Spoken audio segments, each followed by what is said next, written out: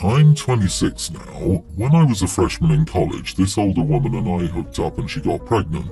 There was a lot of drama. My son Matthew was born and her crazy family wanted to adopt him, but my dad ended up being the one who legally adopted him. My parents, who have been divorced for 20 years, told me that they'd rather I go back to college and establish myself so I could be the father I needed to be for Matthew. I was still a kid myself. I wasn't there every day, but now I'm about to get married and my fiancée loves Matthew as much as I do. We both make good money and just bought a house. Over the years, my dad has started to treat me like I'm just Matthew's older brother. He's a young child and I'm actually a responsible adult. Basically, I want Matthew to start living with me and I'll take charge of him. My dad is being an idiot now, even going as far as to tell me that I need permission from him to spend time with my son. He's my son regardless of what paperwork my parents made me sign. A lot of things bother me about how my dad is taking care of my son, and my mom sides with him every time. I would do things very differently. I reminded them that my goal was to take him back, and my dad said, "That's not gonna happen." I reminded him that he is not his dad and never will be. Then I told him that I didn't even agree with how he was running things and I could do better. Why should I ask my dad's permission to take my kid out with my girlfriend who will be his stepmom when my 19-year-old brother takes him to the beach without asking? I also should have a say in things like school and medical stuff. I'm not a teenager anymore. I know my parents had helped raise my son that I had when I was younger. Now that I'm older and ready to be a dad, both are making it difficult. So, am I the idiot for reminding my dad he's not my son's dad? Edit, my dad is 56, he'll be in his 60s when Matthew is a middle schooler. You are the idiot, your parents adopted him. Legally that makes them parents. Plus he's a young child. He has a home and a stable life. You don't get to throw that into chaos just because you feel ready now. What you want doesn't matter at all. What matters is the best interest of the child, and you've given no reasons why this child's best interest is to leave the only home he's known and the parents who have cared for him and live with you. Your dad isn't a babysitter. He isn't taking care of your child, he's raising your child, and your child is likely bonded with him, a bond that could lay a powerful foundation for the future academic achievement of your son, as well as his emotional and financial health and prosperity as an adult. Your story is all about what you and your fiancé want and says nothing about what your son wants. OP, you need to be reminded that your dad adopted Matthew. He is Matthew's dad. He's been Matthew's dad for many years. If there was a temporary custody arrangement in place saying that when you reach a certain age, you'll take over parental responsibility again, then I'll change my ruling. But you said your dad adopted him, making your dad his dad. You don't get to change your mind a few years in because it's now convenient. Oh, and your statement about maybe I wasn't there every day, combined with the fact that your interest in being a dad started because your fiancé liked the idea, doesn't sound like a ringing endorsement. Your story implies you were forced to let your parents adopt, but also that you didn't really care about being a parent until so many years had passed. You were a legal adult when you consented to the adoption. Maybe show some appreciation. How many young moms have been told, you were old enough to make it, you're old enough to raise it, and had to put all life plans on hold because they got pregnant? Instead, OP got to walk away basically scot-free from an irresponsible pregnancy and is now whining and complaining about not being able to treat his legal brother like a new puppy to please his fiancée. Grow up, OP. Your chronological age isn't everything. Emotional maturity means a lot. My daughter is autistic and has a support dog. He's an Anatolian Shepherd, so a big scary dog. He was initially supposed to be a livestock guardian for my dad, but when I took my daughter to meet him, they kinda bonded.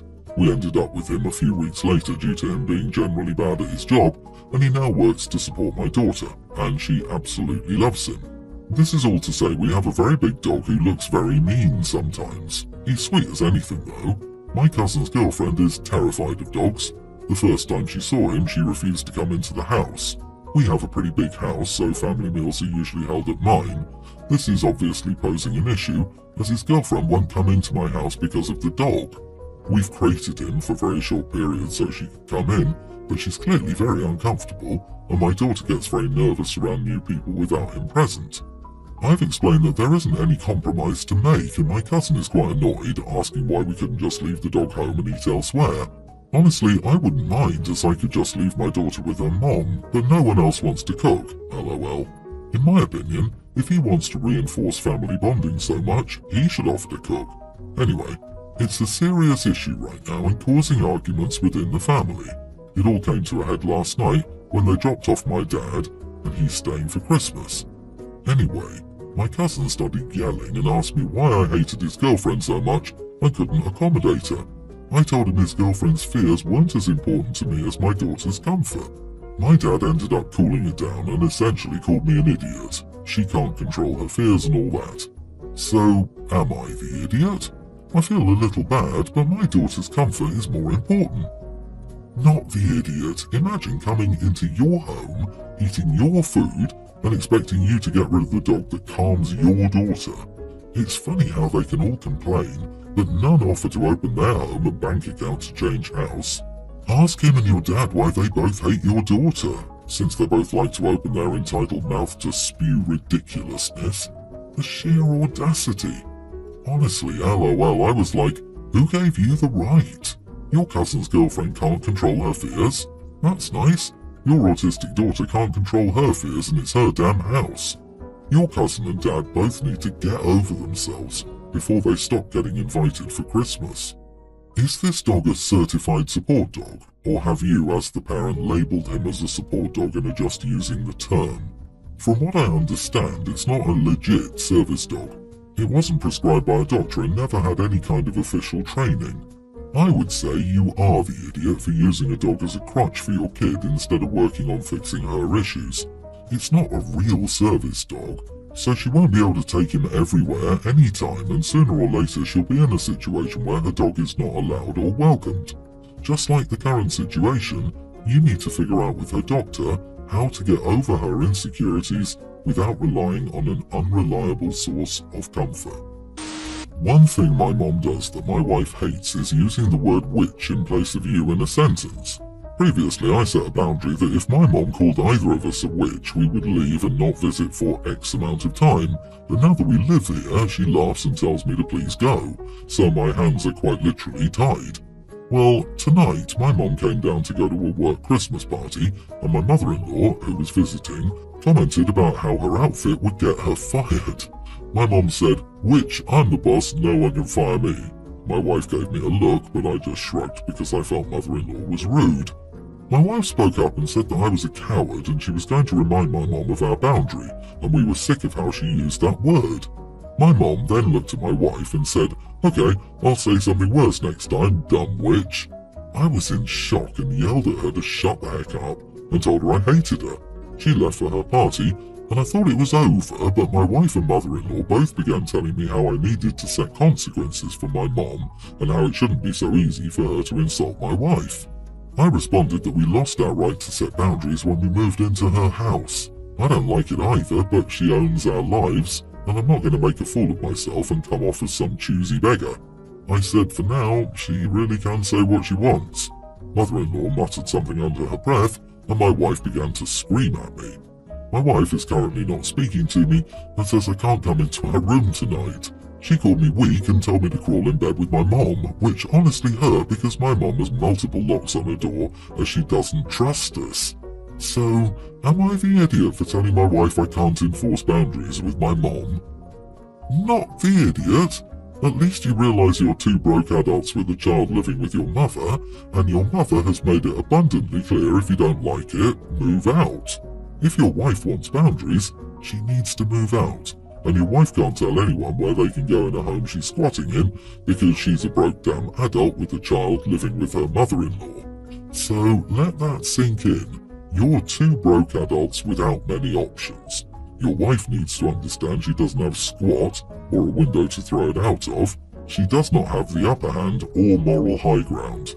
This is a great summation of the situation. Mother-in-law doesn't want you there, but she didn't throw you out on the street. So shut up and be grateful you have a roof over your head. And adult up and get your act together so you can take care of yourselves in your own home. Then you get to set boundaries. Until then, suck it up if you want to continue to have a roof over your head. This exactly Just what boundaries does your wife want to be enforced? Like, what consequences is she going to make her mother-in-law face in her own home? Ask her what specifically she'd like and how exactly does she think she can get your mom to agree to what she wants. My grandmother used to say, when your hand is in the lion's mouth, you draw it out carefully. Your mom doesn't want you living there and your mother-in-law's husband said he'd divorce her if you moved in with them. What is wrong with you and your wife that no one wants you living with them? Everyone's the idiot here. I don't know how you ended up so broke that living with the most obnoxious, toxic witch I've heard of in a long time is your only alternative. Go find a damn family homeless shelter, a church outreach. Literally nearly anything would be better than staying in this hellhole you've brought your family to. Between all of you, I honestly fear for your child because I don't see how any baby can grow up sane in this collection. It's me, 38 male, my girlfriend Amber, 37, my daughter Tween and my ex-wife Cara, 38. We got married young and it wasn't a good marriage. Cara was traditionally attractive, and after we married she acted like she settled and never stopped anyone from suggesting she was better looking. When our daughter was little, she didn't stop going out because her friends were single. Every weekend I was at home watching our kid. During this time I became friends with my daughter's teacher, Amber. She was previously divorced and became someone I confided with. She would constantly hype me up about myself. Then some of my friends saw Cara flirting with guys at a bar. I asked her about it. She says I was being jealous and should just be happy that she chose me. That was the final straw and we divorced 7 years ago. After we divorced, Amber and I became very close friends. Cara's convinced that Amber broke up our marriage, even though I've said countless times she never once told me to do that. Amber and I didn't start dating until 4 years after my divorce. We were just good friends, and then, eventually, everything clicked 4 years later, and multiple partners in between. So now to my ex-wife issues. So Amber and my daughter have formed a very close friendship. Amber was Aunt Amber for 3 years when my daughter was young, so lots of Christmas and birthday gifts.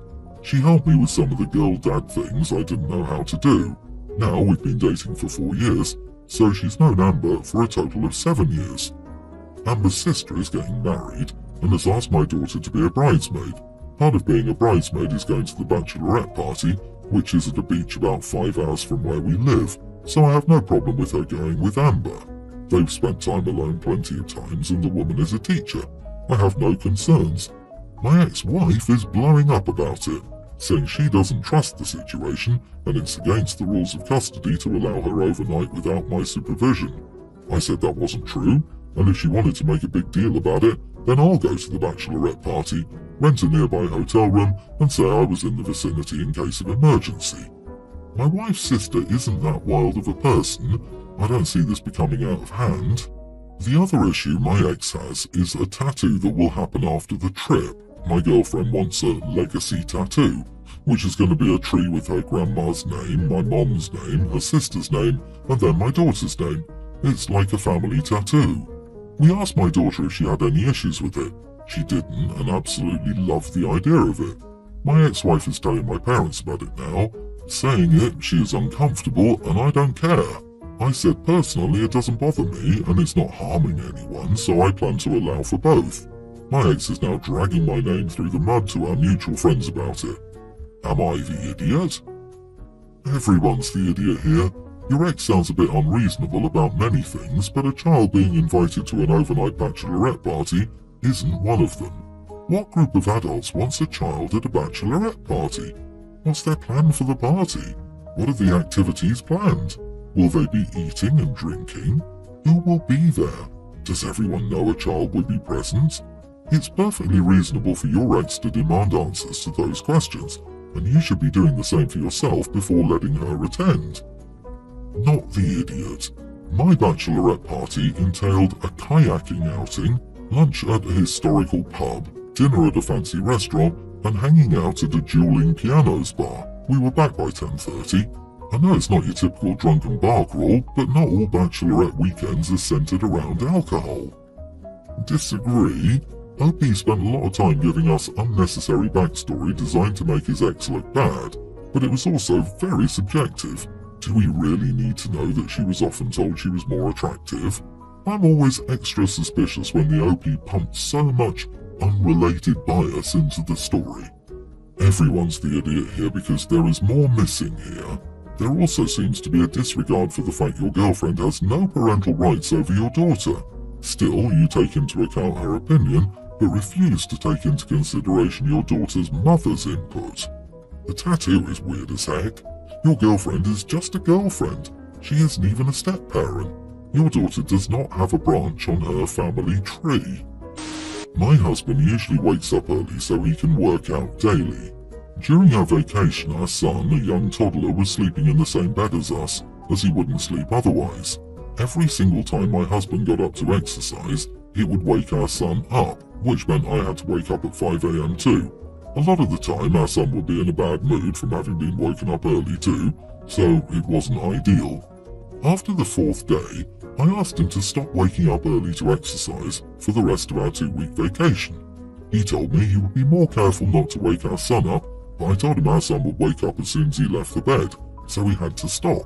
We argued over it, but he did eventually agree to stop reluctantly, even though it meant he couldn't exercise as much as he wanted to without missing time with his family, and it also meant he couldn't work out with his brother, which his brother wasn't happy about. Was I the idiot for making him stop? Not the idiot. Your husband's desire to spend time with his brother is understandable, but if he lives with light sleepers, that's just how it is. Sometimes you gotta make sacrifices. Your wanting to not be woken up at some off hour of the early morning is a completely reasonable request. Let the brothers share a room if they want to get up that early. You are the idiot. Why is the toddler sleeping in the parents' bed? The amount of helicopter parents nowadays is freaking ridiculous. Just put the kid to bed somewhere else. Why are they indulging in this behavior anyways? If the kid doesn't sleep in their bed at home, you shouldn't be doing it on vacation. I don't get the response, why is your child in your bed? Neither of my 2 kids at that age would sleep without us in the bed with them if we were in an unfamiliar place. They've slept in their own bed since the day they came home from the hospital. I, a fully grown adult, can't sleep well in an unfamiliar place. You're not the idiot, OP. You wake the baby, they're yours to handle now. Your husband can find another time during the day to work out if it's that important to him.